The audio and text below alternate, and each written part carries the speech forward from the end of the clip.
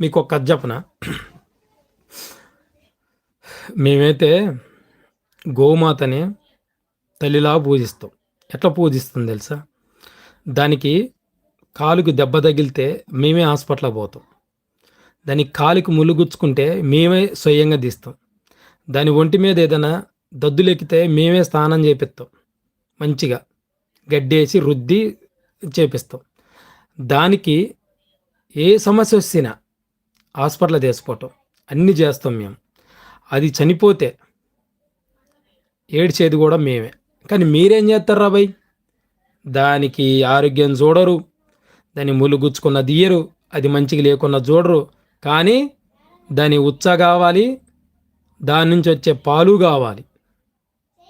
మళ్ళీ మీరు మీ ఇంట్లో అది చనిపోతే మాలమాదిగలు ఉన్నారు, వాళ్ళకి ఇస్తే కోసుకొని తింటారని చెప్పేసి అని మళ్ళీ దాన్ని తీసుకొచ్చి మీరే మాకు ఇచ్చేది, మాలమాదిగలకే ఇచ్చేది కోసుకొని తినండి అని.